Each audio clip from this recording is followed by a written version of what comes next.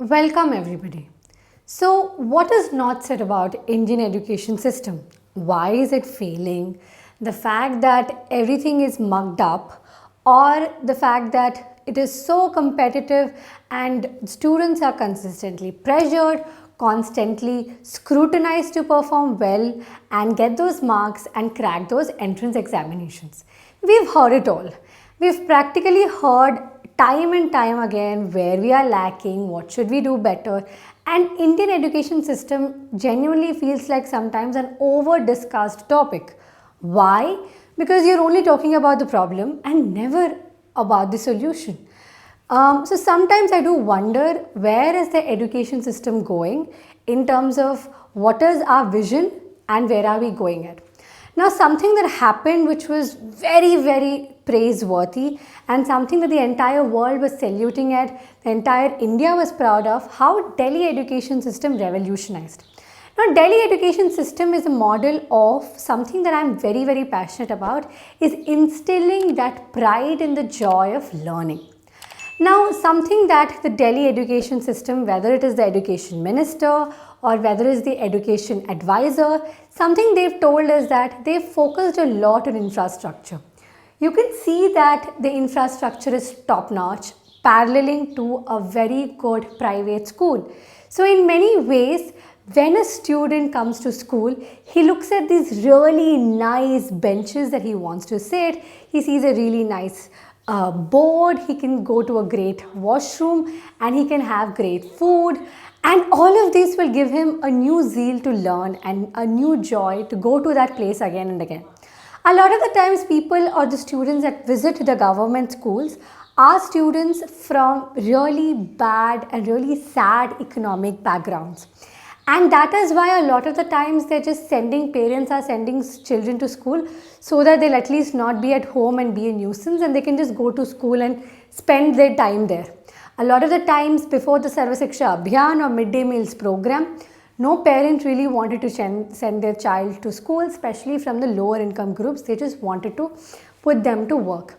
Ever since the midday meals program came, that means when the schools and the government programs for providing food during the school hours, it gave an incentive for parents to send their children, because a lot of these parents and a lot of these families come from really poverty driven stories, and for them that one meal, that one free healthy nutritious meal that the government provides is almost life saving for them. So this is a story of India. You're talking about the 1% of the population, the rich, the profitable section of the community, the really advantaged group. But you often don't realize that most of India is under really sad circumstances, and going to school, sending children to school is still a luxury to many parents in our country. Now, after realizing this one beautiful and important point, we come to our next question. Now, how are we bridging this gap? We have identified that the lower and the socially backward groups have got an additional challenge of having that zeal or interest to learn, because they're always constantly having to deal other things. So, infrastructure. I love how the minister and the education advisor of the Delhi government put it. Taking pride in teaching, taking pride in learning. Now, a lot of the time there is a certain amount of pride that is required for your country, for what you're learning, for what you're doing, that is important, and that conviction is what is going to take you places. Now, a recent meme was something that the Andhra Pradesh education system and the way the exams were conducted, the fact that a lot of the students were given the board examination papers in advance, and all of that nuisance that followed, or whether it was the memes that happened over the accent of English that these students in the government ZPHS schools were talking. Now, all of this comes to this fundamental question. Are we taking pride in our education, and are we really being proud of who we are and what we want to study? Now, why should anybody emulate an accent that is not ours? You've not been born in the United States. You were not brought up there. Why do you need to take some kind of an extra effort in learning their accent and sounding really bad at it, because obviously it's not yours. And what is so wrong about your own Indian accent, whether it's a South Indian accent, whether it's some kind of a Gujarati accent? How does it matter? It is, at the end of the day, your language and your mother tongue that will reflect in whatever language that you are speaking in.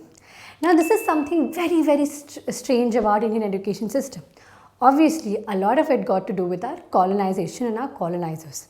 Now, we often talk about how the Britishers used education as an instrument or to sort of give us that you are a lower class kind of an impression to us Indians, where the Britishers constantly told us that you are not worthy enough to be meeting and to be matching with the level of us European Britishers. So you got to learn English in order to be better, and you got to do this, you have to adopt this Western concept to be better. And this is a very, very colonized thought. I've heard recently Vikram Sampath say something beautiful. We might be a free country, but our minds are far from colonization. Far from decolonized, which is a very, very profound statement to me, because we are still battling with those age-old concepts that, oh, you have to live up to a certain standard. Everybody flees to the United States after their engineering. It's almost MS in US is pretty much like a standard or a prototype that everybody needs to follow. Now, వద్దాలి చెప్పకండి, పోతే పోయింది. కాస్త తర్వాత editing నేను మర్చిపోతున్నాను. నాకు నాన్నంత practice లేదు. ఎక్కడ ఆపా?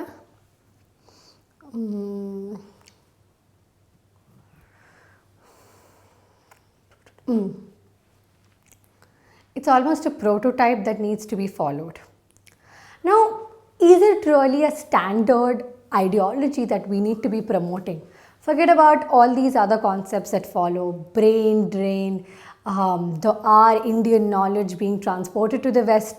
All of that is a different topic of discussion. I am talking about Indian education system and what we can do about it. You and I are product of the same system. It's not that we don't have the resources, it's not that we're not investing enough. We're surely not investing enough in terms of government side, but it's just that it's got very, very expensive also at point. For a pre-primary school, a good reputed private school, what we call is a very good standard education, it's costing you lakhs. Imagine that. Is that even fair for a pre-primary student? What are you teaching him? Algebra? No, right? You are just taking and creating a fantasy land where you're trying to give an impression that, oh my God, this 3-year-old, this 4-year-old is going to learn so much. At the end of the day, we are not creating a vacuum where we are celebrating learning. That is something that's missing in Indian education system. I think an overused point about Indian education system is how much all of us, the mugging up or the ratta marna, as they say, or all of that is very much a truth. But having said that, it's also unfair on the student part also, because you're constantly having to fight with 10 lakh students for an admission seat, say in an IIT, or you're constantly having to prove yourself in some examination or the other in order to show yourself meritorious. And all of this is unfair for the student as well. So in many ways, we are asking again the same fundamental question, that are we creating a vacuum where learning is celebrated?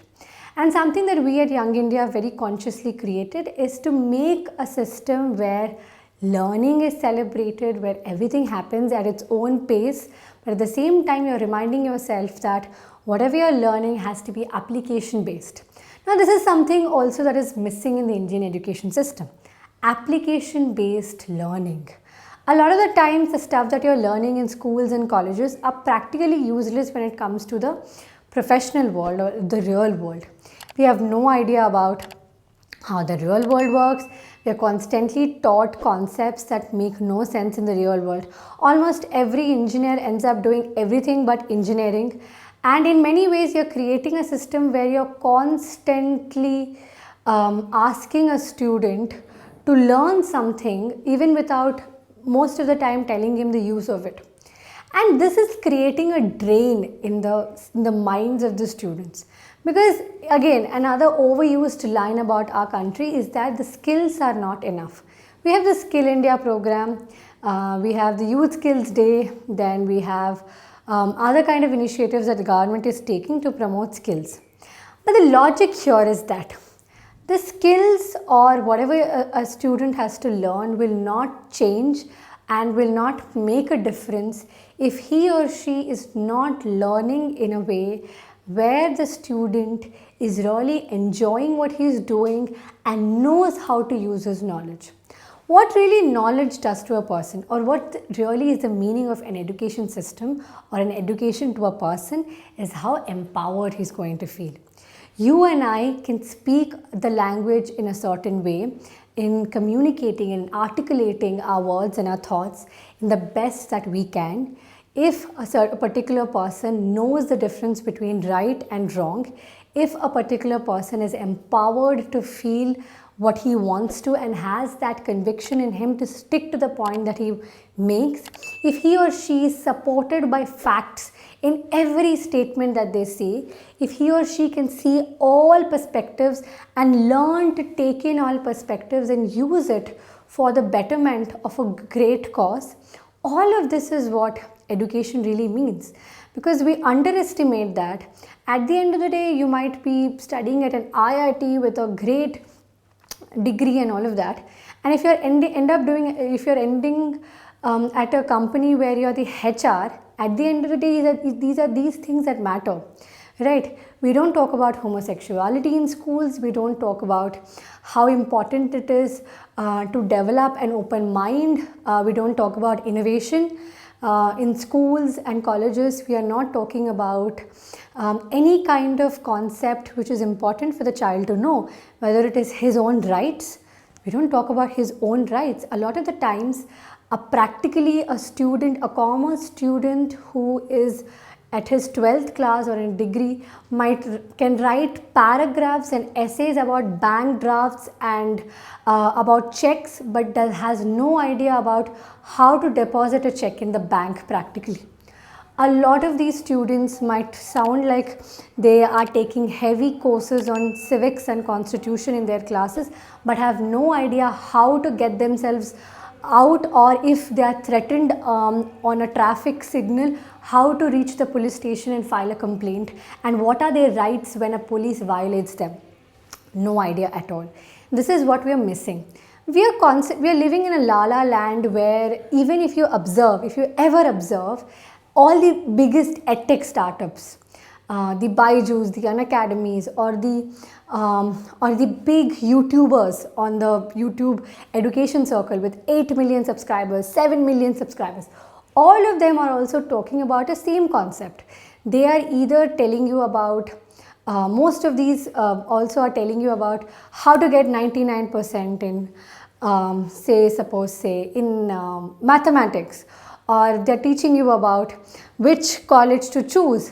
All of that is important and great knowledge. But again, we are missing this fundamental question. What is the use of going to a place where you have no idea what you are going to do?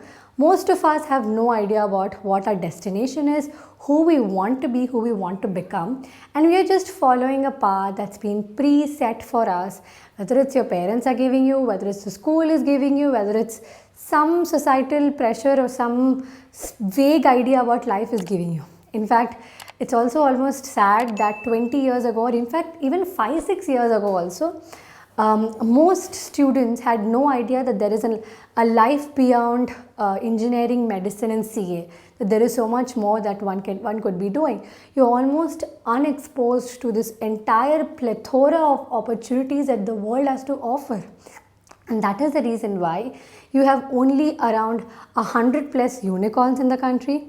You have around 10 breakthroughs a year, which comes with a concept that is mind-blowing, a brilliant cred or a breathtaking Byju's or an unbelievably good another concept which I am very, very happy about, whether it's say a breakthrough Nike or whatever it is.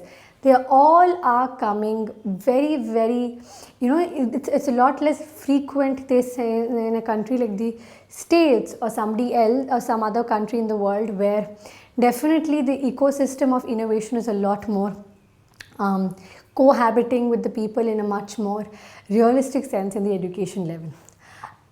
A fifth class grader needs to have every idea about his subjects, and plus that he should also know about if his body is malnutritioned or not.